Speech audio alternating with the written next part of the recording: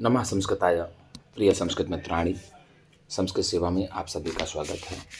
हम लोग पुनः आज एक नई वीडियो के साथ आए हैं जिसमें हम लोग प्रैक्टिस सेट 5वां लेकर के आए हैं और एक प्रैक्टिस सेट में हमारे 25 प्रश्न होता है। कितना गुरुजी? 25 प्रश्न होता है। 25 × 5 बराबर एक पेपर को हमने 5 दिन में प्रयास किया है कि एक पेपर को हम लोग 5 दिन में सॉल्व कर रहे हैं, एक प्रैक्टिस सेट।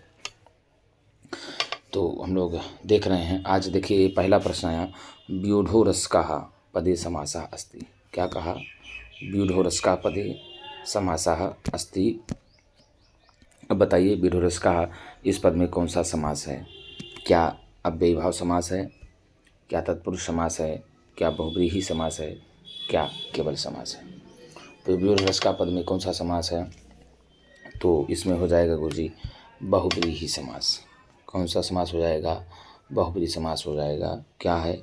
व्यूढ़म, व्यूढ़म उरो, उरो यस्य सह बन जाएगा व्यूढोरस्काः। यहाँ चौड़ी छाती वाला पुरुष होता है। इसका अर्थ क्या होता है गुरुजी? चौड़ी छाती वाला पुरुष होता है और अनेकम अन्य पदार्थे सूत्र से, किसे? अनेक मन्य पदार्थे सूत्र से यहाँ पर बहुव्रीहि समास हो जाता है। अनेक मन्य पदार्थे, किसे? अनेक मन्य पदार्थे सूत्र से यहाँ पर बहुव्रीहि समास हो जाता है। देखो अव्ययीभाव समास होता है प्रायः पूर्व पदार्थ प्रधानो अव्ययीभावः। प्रायः, प्रायेण पूर्व पदार्थ प्रधानो अव्ययीभावः, अर्थात प्रायः जिसमें पूर्व पद के अर्थ की प्रधानता होती है उसे अव्ययीभाव समास कहते हैं। तत्पुरुष समास प्रायेण उत्तर पदार्थ प्रधानो अव्ययीभावः, जिसमें प्रायः उत्तर पद के अर्थ की प्रधानता होती है उसे तत्पुरुष समास कहते हैं। तत्पुरुष के दो भेद हैं, समानाधिकरण तत्पुरुष और व्यधिकरण तत्पुरुष। क्या है? समानाधिकरण, समानाधिकरण तत्पुरुष और दूसरा है व्यधिकरण तत्पुरुष। ठीक है ना? व्यधिकरण तत्पुरुष द्वितीय विभक्ति से लेकर सप्तमी तक विभक्ति तक होती है और समानाधिकरण तत्पुरुष प्रथमांत में होता है, अर्थात दोनों में विभक्तियां समविभक्ति होती हैं। और केवल समास को हमने बताया आपको, एक ही आचार्य हैं वरदराज जो समासः पंचधा कहते हैं, अर्थात समास के 5 भेद होते हैं। वह पहले समास को मानते हैं केवल समास, और दूसरा अव्ययीभाव समास, तीसरा तत्पुरुष समास। ये तत्पुरुष समास के भेद को क्रमधारय मानते हैं और क्रमधारय के भेद को द्विगु मानते हैं, और चौथा द्वंद्व समास, पांचवां बहुव्रीहि समास, ऐसा ये मानते हैं आचार्य वरदराज के अनुसार। लेकिन आपका जो माध्यमिक बोर्ड है बाबूराम सक्सेना है वो 4 ही मानते हैं। कितने समास मानते हैं? 4 समास मानते हैं। कौन सा? अव्ययीभाव मानते हैं, तत्पुरुष मानते हैं, द्वंद्व और बहुव्रीहि। कौन सा? द्वंद्व और बहुव्रीहि। वो भी अव्ययीभाव, वो भी तत्पुरुष के अंतर्गत ही कर्मधारय को मानते हैं, कर्मधारय के अंतर्गत भी को मान लेते हैं। और भट्टोजी दीक्षित जी हैं, भट्टोजी दीक्षित भी 4 प्रकार के ही समास को मानते हैं। भट्टोजी दीक्षित भी 4 प्रकार के समासों को मानते हैं। यदि आपसे टीजीटी में पूछता है कि समास के कितने भेद हैं तो आप समास कितने प्रकार के हैं तो आप बताएंगे 4 प्रकार के। ठीक है ना? और अन्य, जहाँ अन्य पद की प्रधानता होती है वहाँ पर बहुव्रीहि समास होता है, और जहाँ पर दोनों पद की प्रधानता होती है वहाँ पर द्वंद्व समास होता है। ठीक है ना? और केवल समास की बात बता दें तो सा विशेष संज्ञा विनिर्मुक्तः केवल समासः। विशेष संज्ञा आदि से मुक्त ही केवल समास कहा जाता है। तो इस प्रकार से ये समास हो गया। समास का अर्थ होता है सम सनम समासः। क्या कहा? सम सनम समासः, अर्थात संक्षेपीकरण को ही समास कहते हैं। समास बना है सम अस घई से, सम अस घई से ही समास बन जाता है। ठीक है? समासा बन जाता है। और आचार्य वरदराज ने समासः पंचधा कहा ही है। और यह कहा जा सकता है कि भक्तिर्लुप्यते यत्र तदर्थस्तु प्रतीयते पदानां चैकपद्यं च समासः सोऽभिधीयते, अर्थात जहाँ पर विभक्तियों का लोप हो जाता है किंतु उसके अर्थ की प्रतीति सदा सर्वदा के लिए होती रहती है। अनेक पद एक पद हो जाते हैं उसे ही समास कहा जाता है। अर्थात कहने का मतलब ये हुआ, जब 2 या 2 से अधिक पद अपने आपस की बीच की विभक्तियों को छोड़ करके एक नवीन शब्द या पद रचना का निर्माण करते हैं तो उसे ही समास कहा जाता है। ठीक है ना। समास का अर्थ ही होता है संक्षेपीकरण। क्या कहा? संक्षेपीकरण को ही समास कहा जाता है। अब आगे दिया, कस्मिन् प्रकारकः राजा त्रैलोक्यदर्शी सिद्धादेशः भवति। किस प्रकार का राजा तीनों लोक का दर्शन करने वाला सिद्धादेश होता है, बताओ। आदेश प्रदातुम किंचित आदेशः प्रदातुम आरूढ़ प्रतापो सिद्धादेशः। किस प्रकार का राजा, अब आप लोग बताइए खटाखट कि भैया त्रैलोक्यदर्शी होता है। तो ये तो बता दें आपको, ये सुकनासोपदेश का है, आप लोग ख्याल करिए। सुकनासोपदेश में ही सुकनास जो है राजा को क्या कर रहे हैं, मतलब राज्य ग्रहण करने से पहले ही वे राजा को उपदेश देते हैं। क्या देते हैं गुरुजी? उपदेश देते हैं। तो भाई साहब कहा, तो उत्तर क्या जाएगा? आप खटाखट बताइए कि आरूढ़ प्रदातुम या तो आरूढ़ प्रतापो ही राजा। क्या है? पंक्ति है, आरूढ़ प्रतापो ही राजा सिद्धादेशः भवति। आरूढ़ प्रतापो ही राजा त्रैलोक्यदर्शी सिद्धादेशः भवति। तो ऐसा ये करते हैं, उपदेश देते हैं सुकनासोपदेश में। किस में देते हैं गुरुजी? सुकनासोपदेश में ये उपदेश करते हैं सुकनास जी चंद्रापीठ को। किसको उपदेश करते हैं गुरुजी? ये उपदेश है सुकनास को चंद्रापीठ करते हैं। कौन करते हैं? चंद्रापीठ करते हैं। किसको उपदेश करते हैं? तो भैया ये उपदेश करते हैं चंद्रापीठ। कौन करते हैं? चंद्रापीठ करते हैं। किसको करते हैं? तो आप बताएंगे कि गुरुजी सुकनास को करते हैं। आप अंतिम में पैराग्राफ में ही जाएंगे तो आरूढ़ प्रतापो राजा त्रैलोक्यदर्शी सिद्धादेशो भवति इति एतावत् अभिधेयोपससाम। ऐसा कह करके वो विधायक शांत हो जाते हैं। ठीक है ना। तो यहाँ आप आरूढ़ प्रतापो राजा लगाएंगे। राज प्रकृति भवति। राज प्रकृति कैसे होती? क्या चंचला, विह्वला, शिथिला, कटु। राजाओं की जो प्रकृति होती है वह कैसे होती है, आप बताइए गुरुजी। बताओ, राजाओं की प्रकृति कैसी होती है? चंचला होती है? क्या चंचल होती है? क्या विह्वला होती है? क्या कटु होती है? क्या? तो विह्वला ही राज प्रकृति है। विह्वला ही राज प्रकृति ही सुकनासोपदेश में कहा गया है कि राजाओं की प्रकृति बड़ी ही विह्वल होती है। ठीक है। राजाओं का स्वभाव बड़ा ही चंचल होता है, इसका अर्थ होता है विह्वल का अर्थ। तो यहाँ पर आप विह्वला ही राज प्रकृति ही, ऐसा आप उत्तर लगाएंगे, क्योंकि वो पहले ही उपदेश देते हैं। क्या करते हैं गुरुजी? पहले ही उपदेश देते हैं और राजाओं के बारे में बताते हैं। पहले व्यवस्था के बारे में बताते हैं, फिर राजाओं की प्रकृति के बारे में बताते हैं। तो वहाँ सीधे ही कहा गया है कि विह्वला ही राज प्रकृति ही क्या होती है गुरुजी? विह्वला ही राज प्रकृति ही। आप पढ़ते हैं, पढ़े भी होंगे। अनुजित धवलतापि सरागयो भवति नाम दृष्टि ही अपहृत चबाते शुष्कपत्रम रजमुद्भूत रजो भ्रांति है दूरमात्मचे एवं समय पुरुषम भक्ति। तो इस प्रकार से बताते बताते राजाओं का भी स्वभाव बताते हैं कि राजाओं का ऐसा ऐसा स्वभाव होता है। तो हे राजन, आप जो है वही ध्यान दीजिएगा। और क्योंकि सीधे कहा था उन्होंने कि अहंकार दाह ज्वर मूर्छांधकारिता विह्वला ही राज प्रकृति। क्या कहा? अहंकार रूपी अग्नि की मूर्छा में प्रदान करने वाली अंधकारिता के समान राजाओं की जो प्रकृति होती है, राजाओं का जो स्वभाव होता है, बड़ा ही विह्वल होता है। और अलिकाहिमानोन्माद कारिणी धनानी राज्य विश्व विकार तंद्रापदा राजलक्ष्मी है। ठीक है ना। और लक्ष्मी विश्व के विकार को उत्पन्न करने वाली आलस के समान होती है। तो ठीक है ना। तो इस प्रकार से आप उत्तर लगाएंगे विह्वला। कादम्बर्याम जन्मस्य कथा अस्ति। कादम्बरी में कितने जन्म की कथा है? क्या 3 जन्म की? क्या 4 जन्म की? क्या 2 जन्म की? क्या 1 जन्म की? तो कादम्बरी में 3 जन्मों की कथा है। कितने जन्मों की? चंद्रमा, ठीक है ना, चंद्रापीठ और सुख। चंद्रमा, चंद्रापीठ और सुख, ये हो जाता है। चंद्रमा 3 राजाओं की, तोता की जन्म की होती है, और 3 जन्मों की कथा आपकी जो है उसकी होती है। तो आप ये मानिए, चंद्रमा, चंद्रापीठ, शूद्रक। चंद्रमा, चंद्रापीठ और शूद्रक, तो 3 जन्मों की कथा यहाँ पर दी गई है। ठीक है। स्वधा के योग में विभक्ति ही प्रयोग भवति। स्वधा के योग में कौन सी विभक्ति का प्रयोग होता है, आप बताइए। क्या तृतीया, क्या चतुर्थी, क्या पंचमी, क्या षष्ठी। तो आपको बता दें पूरा है नमः, स्वस्ति, स्वाहा, स्वधा, अलम, वषट, योगाच। हम पूरा लिख दिए। अब बताइए इसके योग में कौन सी विभक्ति होती है। तो इसके योग में चतुर्थी विभक्ति होती है। नमः के योग में, स्वस्ति के योग में, स्वाहा के योग में, सुधा के योग में, अलम के योग में, वषट के योग में चतुर्थी विभक्ति होती है।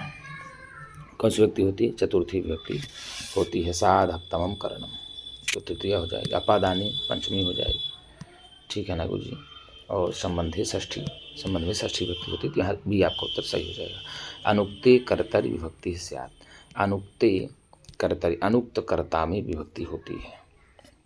द्वितीया, प्रथमा, तृतीया, चतुर्थी। अनुक्त मतलब होता है अप्रधान। क्या होता है? अप्रधान। और शब्द आया है उक्त। उक्त मतलब होता है प्रधान। दो चीज़ें आप जानिए। ठीक है, संस्कृत व्याकरण में उक्त और अनुक्त होता है। तो अनुक्त मतलब होता है प्रधान और उक्त मतलब होता है, अनुक्त मतलब अप्रधान, उक्त मतलब होता है प्रधान। तो जब कर्ता उक्त होगा, जब कर्ता की प्रधानता होगी, तब क्या होगा? जब अनुक्ते कर्तरि विभक्ति से आत, और जब कर्ता की अप्रधानता होगी तो आप क्या लगाएंगे? तो अनुक्ते कर्तरि तृतीया स्यात्। क्या लाएंगे गुरु जी? अनुक्ते कर्तरि तृतीया स्यात्। जब कर्ता की प्रधानता नहीं होगी तब तृतीया विभक्ति होगी।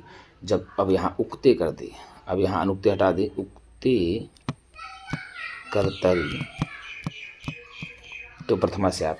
जब कर्ता उक्त हो जाएगा तो प्रथमा हो जाएगी, और जब कर्ता अनुक्त होगा तो तृतीया हो जाएगी। जैसे हम कह रहे हैं कि बालकः विद्यालयं गच्छति, बालकः विद्यालयं गच्छति। यहाँ कर्तृवाची हमने लिखा कि बालक विद्यालय जाता है तो बालकः विद्यालयं गच्छति। इसी को हम अनुक्त कर्ता में बनाएंगे, अनुक्त कर्म। तो बालकेन विद्यालयः गम्यते। तो जैसे ही यहाँ कर्ता अप्रधान हुआ तो कर्ता तृतीया में चला गया और कर्म प्रथमांत में आ गया। ठीक है ना। जब कर्म प्रधान होगा तो कर्म प्रधानांत में रहेगा, और जब कर्म अप्रधान होगा तो द्वितीया में चला जाएगा। जब कर्ता प्रधान होगा तो प्रथमांत में रहेगा, और जब कर्ता अप्रधान होगा तो तृतीया में चला जाएगा।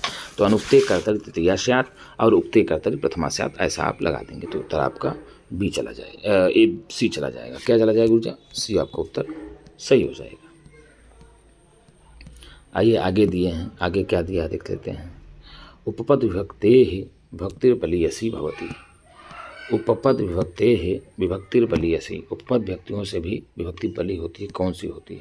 अपादान, संप्रदान, कर्म, कारक। तो उपपद विभक्तेः कारक विभक्तिर्बलीयसी। कौन सी भैया? उपपद विभक्तियों से कारक विभक्ति बलवान होती है, ऐसा कहा जाता है। तो यहाँ पर कारक कहीं है ऑप्शन में, बिल्कुल सी आपका उत्तर सही हो जाएगा। कारकों की संख्या 6 है। कितने कारकों की संख्या है? 6 कारकों की संख्या है। कर्ता कर्म च करणम संप्रदानम तथैव च अपादानाधिकरणम इत्याहुः कारकानि षट्। इस प्रकार से विद्वानों ने 6 कारकों की संख्या बताई है। विद्वानों ने कारकों की संख्या कितनी बताई है? 6 कारकों की संख्या बताई है। और यहाँ पर उपपद विभक्ति कारक बलीयसी हो जाता है। कारक आपका उत्तर चला जाएगा। तो कर्ता ने कर्म को करण से संप्रदान के लिए अपादान से अलग होने के अर्थ में संबंध कारक नहीं है। संबंध में षष्ठी विभक्ति होती है, क्योंकि संबंध कारक इसलिए नहीं होता क्योंकि उसका क्रिया से कोई साक्षात संपर्क नहीं होता, इस कारण से संबंध को कारक नहीं गिना जाता। अधिकार में पै पर होता है। संबंध का चिन्ह है का के की। ठीक है। और संबोधन का चिन्ह है हे भू अरे। तो इस प्रकार से हो जाता है। तो यहाँ पर आप सीधे लगाएंगे, कारक उत्तर आपका सही हो जाएगा। अब दिया आगे कि अभितः परितः योगे विभक्ति भवति। तो हम पूरा लिख देते हैं। इसमें भी दिया अभितः परितः समया निकषा हा प्रति योगेपि, ऐसे आया। ठीक है। तो अभितः परितः समया निकषा हा प्रति योगेपि में कौन सी विभक्ति होती है? क्या तृतीया होती है? क्या द्वितीया होती है? क्या चतुर्थी? क्या सप्तमी? तो अभितः परितः समयानिक साहा प्रतियोगी में द्वितीय विभक्ति होगी। कौन सी विभक्ति होगी? द्वितीय विभक्ति होगी। जैसे उभयतः, अभितः, ऊपरी ऊपरी, ठीक है ना, ये सब भी आप लगाएंगे सीधे सीधे द्वितीय विभक्ति हो जाती है। कौन सी विभक्ति? उपसर्वत सो कार्याधिक पर्यादेशु के सूत्र से द्वितीय विभक्ति होती है। आधारोधिकरणम में सप्तमी विभक्ति होती है। आधारोधिकरणम में सप्तमी विभक्ति होती है। संप्रदाने चतुर्थी विभक्ति होती है। कर्तृकरणों तृतीया, कर्ता और कर्ण की तृतीय विभक्ति होती है। ऐसा भी आप लगाएंगे। तो अभिता परिता योगी विभक्ति भवती, द्वितीय विभक्ति भवती। सूत्र पूरा है। अभिता परिता समयानिक साहा प्रतियोगी भी आपका उत्तर भी सही हो जाएगा। सत्यम न लक्षितो मया समय विवाह कथम अस्ति। सत्यम न लक्षितो मया समय वेगा, अर्थात सही बताइए क्या मेरे द्वारा समय का सही प्रकार से ज्ञान नहीं है, मेरे द्वारा समय को सही प्रकार से देखा नहीं गया, या मेरे द्वारा समय का सही प्रकार से ज्ञान नहीं किया गया, क्या मुझे सही बताइए, समय का ज्ञान नहीं है। कथनमस्ति, यह कथन किसका है? क्या योगीराज का है, क्या शिवाजी का है, क्या ब्रह्मचारी जी का है, क्या न कोई इनमें से किसी का नहीं है। अब बताइए कौन कहते हैं? तो भैया यह कथन शिवराज विजय में योगीराज जी कहते हैं। सत्यम न लक्षितो मया समय वेगा, सही बताइए क्या मुझे समय का भी पता नहीं है, मुझे समय मालूम नहीं है, ऐसा योगीराज जी कहते हैं। किससे? ब्रह्मचारी मुनि से कहते हैं। किनसे कहते हैं? ब्रह्मचारी मुनि से कहते हैं। कथा ये है शिवराज विजय की। किसकी है? शिवराज विजय की। तो शिवराज विजय एक ऐतिहासिक उपन्यास है और अंबिका दत्त व्यास के द्वारा रचित है। किसके द्वारा? अंबिका दत्त व्यास के द्वारा रचित एक ऐतिहासिक उपन्यास है, ठीक है ना। 3 विराम और 12 निश्वास है। कितने विराम है गुरुजी? 3 विराम है, 12 निश्वास है। कितने निश्वास है? 3 विरामों बटा है और 12 निश्वास है। कितने निश्वास हैं?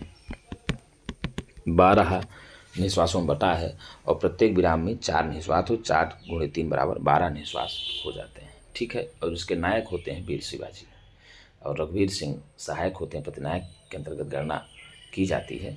तो इस प्रकार से ही इसका मंगलाचरण रात्रि रमनिष्यत भविष्यत सुप्रभातम भास्वानुदेशित ना, ऐसे करके ही शुरू होता है। रात्रि जाएगी दिन खिलेगा। तो यहाँ 3 विराम 12 निश्वास हैं। ऐतिहासिक उपन्यास है। कैसा है गुरु जी? ऐतिहासिक उपन्यास माना जाता है। पांचाली रीति जो है व्यासी की प्रिय रीति मानी जाती है। तो सीधे सीधे सत्यम लक्षितो मया समय वेगा, इसको कहते हैं योगीराज जी। कौन कहते हैं? योगीराज जी। ब्रह्मचारी मुनि से कहते हैं, ये भी ध्यान रखिएगा। मान लीजिए किससे कहते हैं, अगर प्रश्न पूछ लेता है तो आप ब्रह्मचारी मुनि से कहते हैं। आगे दिया कि शिवराज विजयेन अनुसारम का निकुब्ज नृपः आसीत। तो ऐसे डाल दें, शिवराज विजयानुसारम कान्यकुब्ज नृपः आसीत। कान्यकुब्ज के राजा थे। क्या? शहाबुद्दीन, क्या पृथ्वी राजा है, क्या जयचंद्र, क्या कुतुबुद्दीन। शिवराज विजयानुसारम कान्यकुब्ज का राजा कौन था? तो शिवराज विजय के अनुसार जो कान्यकुब्ज का राजा था वो जयचंद्र था। कौन है? कान्यकुब्ज का राजा जयचंद्र था, ठीक है। शहाबुद्दीन नाम। अब आपको बता दें कुतुबुद्दीन ऐबक जो है मोहम्मद गोरी के द्वारा खरीदा हुआ एक दास था। शहाबुद्दीन मोहम्मद गोरी का नाम था। तो शहाबुद्दीन के द्वारा ही खरीदा गया एक कुतुबुद्दीन नामक जो है कुतुबुद्दीन जो है वो था। कुतुबुद्दीन ऐबक दास था जिसको खरीदा था, इसने भी राज्य किया था। तो उत्तर आपका जाएगा डी। क्या जाएगा? डी जाएगा। और शिवराज विजय का है। शिवराज विजय में बता दिया आपको 3 विराम 12 निश्वास। इस प्रकार से एक विराम में 4 निश्वास प्राप्त होते हैं। विष्णुर्माया भगवती यया सम्मोहितं जगत्। क्या कहा? विष्णुर्माया भगवती यया सम्मोहितं जगत्। आगे आता है हिंस्रः स्वपापेन विहिंसितः खलः साधु समत्वेन भयाद् विमुच्यते। तो ये जो दिया विष्णुर्माया भगवती यया सम्मोहितं जगत् कुत्र उद्धृतम अस्ति। क्या उत्तर रामचरितम, क्या शिवराज विजयम, क्या हर्षचरितम, क्या कादम्बरी। तो भैया विष्णुर्माया भगवती यया सम्मोहितम जगत जो है उद्धृत है शिवराज विजयम में। मंगलाचरण है। क्या है गुरु जी? मंगलाचरण है। यहाँ पर बता दें आपको, विष्णु की माया यानी लक्ष्मी के द्वारा ही जो संपूर्ण जगत मोहित कर लिया गया है उनके बारे में बताया गया है। वह सिरुशालिनी है। और बता दें, और दूसरे में ही यहाँ हिंसा जो पापेन विहिंसिता खला साधु स्मत्वेन भयाद मुच्यते, अर्थात जो हिंसक था वह अपने ही पातक के कारण से मारा गया था। तो इसमें पहले में नमस्कारात्मक और वस्तु निर्देशात्मक मंगलाचरण किया गया है। तो आपको बता दें दोनों प्रकार का मंगलाचरण है। वस्तु निर्देशात्मक मंगलाचरण दूसरे पंक्ति में है। और बता दें ये जो मंगलाचरण है, यह मंगलाचरण भागवत के दशम स्कंध से के प्रथम अध्याय से 125वां है कि ना है। यह मंगलाचरण भागवत के दशम स्कंध से लिया गया है, ठीक है ना। और ये भी दूसरा जो होता है वह भी भागवत के 10:7-31 से लिया गया होता है, ठीक है। तो विष्णु और माया भगवती या सम्मोहितम जगत हिंसा स्वपापेन विहिंसतः खला साधु स्मत्वेन भयाद विमुच्यते, आशीर्वाद विजयम का है। और कादम्बरी का रजो जुसे जन्मनि सप्तवत्तये सतो प्रजानां प्रलये तमस्पसे अजाय सर्गस्थितिनाश हेतवे त्रयीमयाय त्रिगुणात्मने नमः निपीयस्य क्षितरक्षिणः कथा प्रियन्ते, ऐसे है निपीयस्य क्षितरक्षिणः कथाम। इनका हर्षितम में मिलता है। हर्षितम भी बाणभट्ट की रचना है। और उत्तरांशतम का है इदम कविभ्या पूर्व भो नमो वाकम प्रशासमहे विंदे मदेवताम वाचम अमृतम आत्मनः कलाम। तो उत्तरांशतम में है। तो ये उत्तर आपका जाएगा सीधे सीधे बी में। आगे दिया कुतोरे यवन कुल कलंक कस्य कथनम अस्ति। कुतोरे यवन कुल कलंक अर्थ है यवन, अरे यवन कुल के कलंक तुम यहाँ कैसे आ गए रे। कस्य कथनम अस्ति, यह कथन किसका है? गौर सिंहस्य, क्या श्याम सिंहस्य, क्या ब्रह्मचार्याः, क्या सर्वे। तो अब आप बताइए यह किसका कथन है? कुतो रे यवन कुल कलंक। भैया यह कथन जो है गौर सिंह के द्वारा कहा जाता है, लास्ट में ही कहा जाता है। यहाँ चर्चा जब होती है तो गौर सिंह अपने गुरु के जब केले कदरी रद्दल में बैठते हैं दोनों गुरु, तो वहाँ आवाज़ आती है केले की पत्तियों से। तो उसमें से जो है वो जब पहुँचता है सामने तो उसमें से देखते हैं तो वो कहते हैं कि कुतो रे यवन कुल कलंक, अरे यवन कुल कलंक तुम यहाँ कहाँ भटक रहे हो, ठीक है ना। तो ये से आपको बता दें जो गौर संघ है यवन योग से ही कहता है, ठीक। आह तो वयम भी कहता है आह वयम अपि कुतः इति प्रष्टव्या, हम लोग भी यहाँ कहाँ, ऐसा पूछना चाहिए तुम लोगों को। तो यहाँ गौर सिंह कहता है यवन योग से कहता है। तो उत्तर आपका चला जाएगा ए शिवराज विजय में कहा गया है। अबादित इत्यस्मिन् प्रकृति प्रत्यय अस्ति। अबादित में प्रकृति और प्रत्यय है। अबादित में कौन सा प्रकृति प्रत्यय बताइए? वध से लिट है कि वध से लोट है कि वध से लेट है कि वध से लुंग लकार है, बताइए आप। अब अबादित में कौन सा प्रत्यय होगा? अबादित में वध धातु से लुंग लकार प्रथम पुरुष एक वचन होता है। क्या है? वध लुंग प्रथम पुरुष एक वचन होकर के ही अबादित बन जाता है, ठीक है। डी उत्तर आपका सही हो जाएगा, वध से लुंग हो जाएगा। रात्रिर्गमिष्यति भविष्यति सुप्रभातम इत्यस्य कस्मिन् संबंधः अस्ति। इसका संबंध किससे? नीति शतक से है, कादम्बरी या कादम्बरी से है, शिवराज विजय से है, मेघदूतेन मेघदूतम से है। तो रात्रिर्गमिष्यति भविष्यति सुप्रभातम भास्वानुदेश्यति विकसति पंकजश्री, ऐसे ही आया है। रात्रि जाएगा, अंधेरा छटेगा, सूर्य उगेगा और कुमुदनी खिलेगी, ऐसा उसमें दिया गया है। तो क्या नित्य शतक में है? बिल्कुल। क्या शिवराज विजय में है? नहीं। क्या मेघदूतम में? नहीं, शिवराज विजय में है। ये शिवराज विजय में, किस में भी है? शिवराज विजय में है। अंबिका दत्त व्यास की रचना है। 3 विराम 12 निश्वास है, ऐतिहासिक उपन्यास है। नित्य शतकम का मंगलाचरण है गुरुजी। दिक्कालाद्य नवच्छिन्नानंत चिन्मात्र मूर्तये स्वानुभूत्येक मानाय नमः शांताय तेजसे, ऐसा नित्य शतक में मंगलाचरण है। कादम्बरी का रजो जुसे जन्मनि सत्वत्तये स्तौ प्रजानां प्रलय तमस्पसे अजाय सर्गस्थितिनाशे हेतु त्रयीमयाय त्रिगुणात्मने नमः। त्रिगुण स्वरूप ब्रह्म को नमस्कार किया गया है। मेघदूतम का मंगलाचरण कश्चित् कांता विरह गुणा स्वाधिकारात्मकता सापेन संगमित महिमा वर्ष भोगेन भर्तुम यस्य चक्रे जनकतनया स्नान पुण्योदके सुस्निग्ध छाया तरुसुवस्ति राम क्रिया समेसु, ऐसा उत्तम में आ गया है।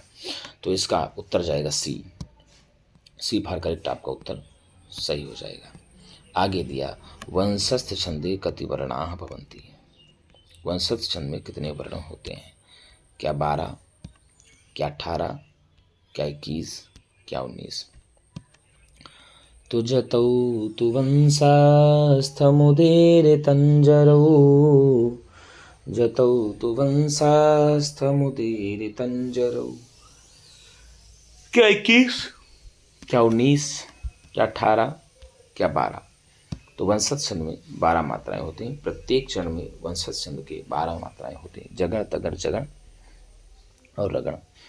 तो ठीक है ना। तो इस प्रकार से वंशज छंद में 12 मात्राएं होती है प्रत्येक छंद की। जतौ तु वंशस्थ मुदीरितञ्जरौ इसका लक्षण है। और 21 मात्राएं होती हैं श्रवधरा छंद में। किसमें भैया? 21 मात्राएं होती हैं श्रवधरा छंद में। म्राव्नैर्यानामुत्रये त्रिमुनियतियुता श्रवधरा कीर्तितेयम्। तो श्रवधरा छंद में 21 मात्राएं होती हैं। 19 मात्राएं होती हैं शार्दूल विक्रीडति छंद में। किसमें भैया? शार्दूल विक्रीडित छंद में 19 मात्राएं होती हैं। सूर्यास्वैर्यदिमः सजौ सततगाः शार्दूल विक्रीडितं। सूर्यास्वैर्यदिमः सजौ सततगाः शार्दूल विक्रीडितम्। शार्दूल विक्रीडित छंद में 19 मात्राएं होती हैं और वंशज छंद में 12 मात्राएं होती हैं। श्रवधरा छंद में 21 मात्राएं होती हैं। तो यहाँ पूछा है वंशज छंदे कति वर्णाः भवन्ति। तो वंशज छंद में 12 वर्ण होते हैं प्रत्येक। ठीक है। संस्कृते गणाः संख्या भवति। संस्कृते गणानां संख्या भवति। अब बताइए संस्कृत में कितने गण हैं? 20 गण हैं, 15 गण हैं, 10 गण हैं, 21 गण हैं। संस्कृत में कितने गण हैं बताइए भैया? संस्कृत में कितने गणों की संख्या है? तो संस्कृत में गणों की संख्या है 10।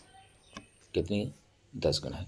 भ्वाददादि जुहोत्वादि दिवादि स्वादिरेव च तुदादिश्च रुदाधिश्च तनादिक्री चुरादयः। कौन है भैया? भ्वादिगण। भ्वादिगण, अदादिगण, भ्वादिगण, अदादिगण। ठीक है। जुहोत्यादिगण। कौन सा? जुहोत्यादिगण। और कहा आगे भ्वाद्वदादि जुहोत्यादि दिवादिगण। दिवादि स्वादुरेव च। दिवादि, अब गण नहीं थे, दिवादि लिख दिया, गण लिख लीजिएगा। दिवादि स्वादिगण, दिवादि स्वादिरेव च तुदादिगण, तुदादिगण, रुधादिगण। और आगे दिया तनादिगण, फिर क्रयादिगण, क्रयादिगण और चुरादिगण। इसको आप लिख लीजिएगा। तो भ्वादिगण, अदादिगण, जुहोत्यादिगण, दिवादिगण, तुदादिगण, दिवादिगण के बाद स्वादिगण, तुदादिगण, रुधादिगण, तनादिगण, क्रयादिगण, चुरादिगण। तो भ्वाद्वदादि जुहोत्वादि दिवादि स्वादिरेव च तुदादिश्च रुदादिश्च तनादिक्री चुरादयः। तो इस प्रकार से 10 गण हैं। कितने गण हैं? 10 गण हैं। और सुबंत प्रत्ययों की संख्या है 21। सुबंत प्रत्ययों की संख्या कितनी है गुरु जी? 21 होती है संस्कृत में। सुब तिगंतम पदम। सुबंत और तिगंत को ही पद संज्ञा होती है और 21 होते हैं सुबंत प्रत्यय। और जो गण हैं 10 हैं। कितने हैं गण? लगभग 2000 धातुएं हैं 10 गणों में। संख्यया कृते संस्कृते किम कथयति? संख्यया कृते संस्कृते किम कथयति? ठीक है। संख्या के लिए संस्कृत में क्या कहते हैं? अब देखिए यहाँ संख्या नहीं दी हुई है तो हमारा टाइपिस्ट महोदय जो है यहाँ 50 किसके लिए? 50 संख्या के लिए संस्कृत में क्या कहते हैं? बताइए, क्या 50, क्या सप्तविंशति, क्या षोडशः, क्या 50, क्या कहेंगे? बताइए गुरुजी। पंचाशत, क्या 50, क्या षोडशः, क्या सप्तविंशति? तो 50 के लिए संस्कृत में क्या कहेंगे? तो 50 के लिए संस्कृत में कहेंगे 50। कितने के लिए? 50 के लिए संस्कृत में 50 कहेंगे। 50 55 हो जाएगा, ठीक है। सप्तविंशति 27 हो जाएगा, षोडशः 16 हो जाएगा, और यहाँ 50 का 50 हो जाएगा। तो इसका आप ऐसे भी ले सकते हैं कि अब यहाँ नहीं दिया है तो आप 50 संख्याया कृते संस्कृति किम कथयति, 15, 16, 27, 50। अब एक संख्या हम यहाँ रख देते हैं कि 50 संख्याया कृते संस्कृति किम कथयति, 50 संख्या के लिए संस्कृत में क्या कहा जाता है? तो 50 कहा जाता है, ठीक। श्रेणोषि, श्रेणेषु रूपम भवति, श्रेणोषि रूपम भवति। श्रेणुषु जो रूप होता है यह बताइए किस लकार में होता है? तो लट लकार मध्यम पुरुष एक वचने, लोट लकार मध्यम पुरुष एक वचने, क्या लट लकार उत्तम पुरुष द्विवचने, क्या लंग लकार प्रथम पुरुष द्विवचने? बताइए। तो श्रृणोति श्रृणुता श्रवंती, श्रेणोषि श्रृणुता श्रृणुत, श्रेणोमि श्रृणवः श्रृणुमः। तो 118 का ए बनेगा। लट लकार मध्यम पुरुष एक वचन में सुविधातु का ए बन जाएगा। श्रेणोषि श्रृणुता श्रृणुत बन जाता है, तो उत्तर आपका ए सही हो जाएगा। आगे दिया रसैः रुद्रैश्चन्ना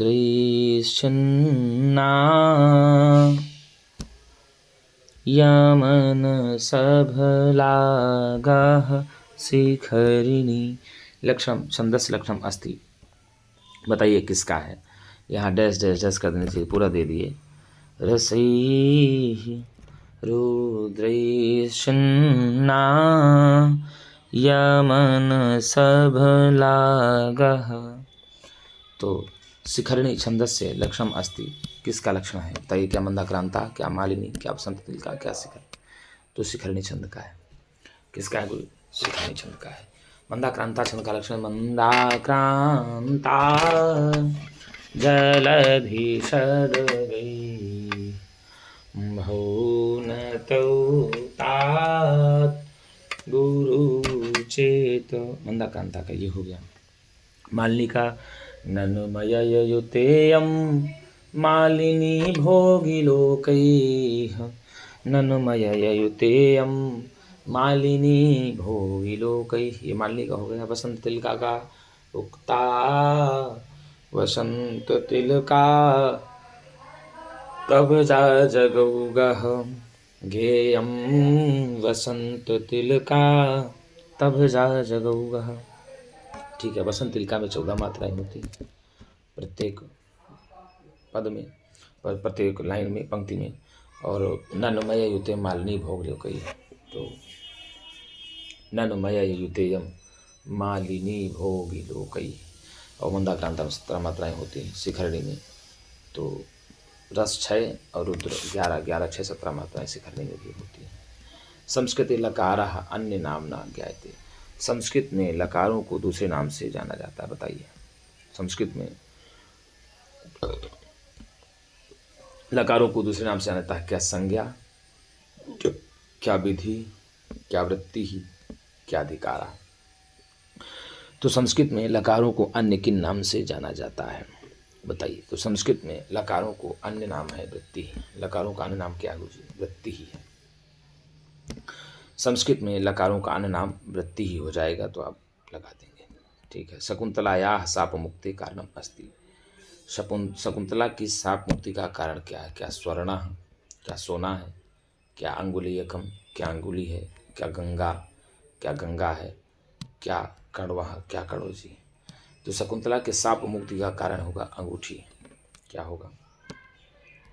अंगूठी होगा। शाप दिए थे दुर्वासा जी, तो उन्होंने वो श्लोक ही आता है, विचिन्तयन्ति यमनं निमानसा तपोधनम वेद सिनमा उपस्थितम सुरक्षित्वाम सबोदितो विषम कथाम प्रमत्ता प्रथम कथा। अर्थात तुम जिसका चिंतन कर रही हो अनन्य हृदय से, मुझे तपस्वी के आने पर मेरी ओर ध्यान नहीं दे रही हो, जाओ मैं तुमको श्राप देता हूँ कि वह तुम्हें याद दिलाने पर भी याद नहीं आएगा, ऐसा दुर्वासा जी कहते हैं। ठीक है। तो यहाँ साप तो मुक्त का कारण होता है अंगुलीयकम, अंगुलीयकम का ही अंगूठी होता है। क्या होता है गुरु जी? अंगीठी। तो अंगूठी को ही अंगुलीयकम कहते हैं हम। और कण्व जो है पालक पिता हैं, काश्यप हैं शकुंतला के, और तो जो मूल पिता विश्वामित्र हैं और मेनका की पत्नी, विश्वामित्र और मेनका की पुत्री हैं शकुंतला, और पालक पिता हैं कण्व काश्यप कहते हैं। ठीक है ना।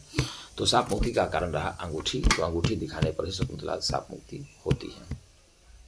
मेघदूते मघूना शब्द कस्य विषण। मेघदूत में मघूना किसका विषय? मेघस्य, यक्षिण्या, इंद्रस्य या मेघस्य। देखिए 2 बार दे दिए, मेघस्य, इंद्रस्य, यक्षिण्या। तो मेघदूतम में अब बताइए मघोना पद का क्या अर्थ होगा? मेघदूतम में मघोना पद का क्या अर्थ होगा? तो मेघस्य दे दिया तो ये तो गलत हो जाएगा, यक्षिणी होगा नहीं। यहाँ यक्षस्य दे देता मेघस्य की जगह पर। ठीक, मेघस्य, यक्षिण्याः, इंद्रस्य, यक्षस्य क्या होगा? तो इंद्र हो जाएगा। काम रूपम मघोना आया ही है, काम के अर्थात इंद्र अनुसार आप रूप को धारण कर लेते हो, ऐसा कहा गया। तो भैया इंद्र का क्या होगा? उत्तर इंद्र हो जाएगा। उत्तर आपका सी चला जाएगा। किरातार्जुनीय गुप्तचरः कति गुणाः वर्तन्ते। किरातार्जुनीय में गुप्तचर के कितने गुण बताए गए हैं? आप बताइए। क्या 4 बताए गए? क्या 20 बताए गए? क्या 5 बताए गए? क्या 9 बताए गए? तो किरातार्जुनीय में गुप्तचरों के कितने गुण बताए गए? तो किरातार्जुनीय में गुप्तचरों के 4 गुण बताए गए हैं। कितने गुण बताए गए हैं? 4 गुण बताए गए हैं। तो आपका उत्तर ए चला जाएगा। आगे भवभूते का रीति अस्ति। भवभूति की रीति कौन सी है? क्या पांचाली है? क्या वैदर्भी है? क्या ओज है? क्या गौड़ी है? तो भवभूति की रीति है गौड़ी। क्या बताइए कौन सी रीति है? गौड़ी। तो भवभूति की रीति है मूल गौड़ी। पांचाली भी मिलती है, वैदर्भी प्लस पांचाली मिलकर के गौड़ी बन जाती है। ठीक है ना। वैदर्भी और पांचाली का समन्वय है, इसलिए गौड़ी रीति भवभूति की मानी जाती है। कौन सी रीति मानी जाती है? गौड़ी रीति मानी जाती है। पांचाली अंबिकादित्य व्यास की रीति है, बाणाभट्ट की भी रीति है, वैदर्भी रीति कालिदास की। आगे दिया उत्तर रामचरित रामस्य भगिनी अस्ति। उत्तर रामचरित में राम की बहन है कौन?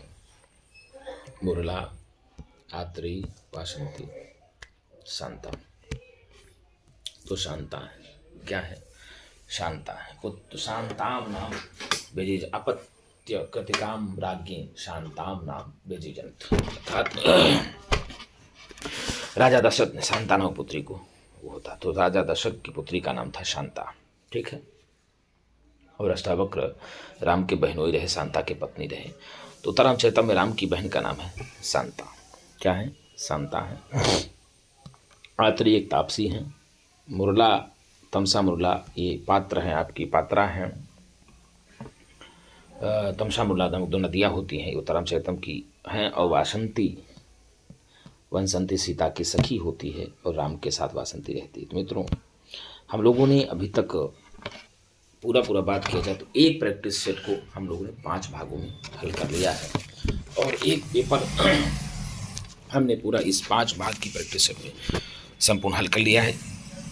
इसी प्रकार से हम अब पुनः दूसरे प्रश्न पत्र हल की ओर चलेंगे, जिसमें हम लोग 25 प्रश्नों की प्रश्नोत्तरी को लेकर चलेंगे। और आप लोग भी एक बार कमेंट बॉक्स में ज़रूर लिख करके बताएं कि आपका कितना हो पाता है, आप कितना सही कर पाते हैं। तो 25 में आप पहले आंकड़ा ले लीजिए, फिर आप पूरा गिन लीजिए कि 125 में आपने कितने प्रश्नों का उत्तर दे पाया है। तो उसी प्रकार से अपनी तैयारी आपको पता चलती रहेगी, और इसी प्रकार से तन मन धन से अपनी आप तैयारी शुरू रखिए। परीक्षा आपको दे ही दिया गया है कि मई में हो जाएगी, 14 से 15 मई आपको डेट आ गई है। तो डेट आने के बाद भी यदि आप लापरवाही करते हैं तो शायद ये ठीक नहीं होगा। इसलिए लापरवाही छोड़ करके, सब कुछ त्याग करके आप केवल और केवल आपका इतना इसमें धर्म है और कर्म है कि आप अनवरत अध्ययन करते रहिए, और अनवरत अध्ययन करेंगे तो निश्चित रूप से सफलता आपके कदमों को चूमेगी। इसमें कोई भी शंका नहीं है, इसमें कोई भी संशय नहीं है कि आपको सफलता नहीं मिलेगी। और एक बात बता दूं आपको, न रहो निराश करो मन को, कुछ काम करो। यदि ईश्वर ने इस जगत पर आपको जन्म दे दिया है, यदि ईश्वर ने आपको 2 हाथ पैर आँख और सलामत दे दिया है, तो निश्चित तौर पे कुछ आप अच्छा करने के लिए ही आगे प्रेरित होंगे, ऐसा ईश्वर की भी प्रेरणा है। तो ऐसी प्रेरणा के साथ आप एकदम हतोत्साहित ना होकर के मन को उत्साहपूर्वक लगा करके आप तैयारी करते रहेंगे। तो मित्रों, आज के लिए इतना ही। हम पुनः आपके सामने एक नई वीडियो के साथ मिलेंगे। तब तक के लिए नमः शंस्कृताय, शुभ रात्रि।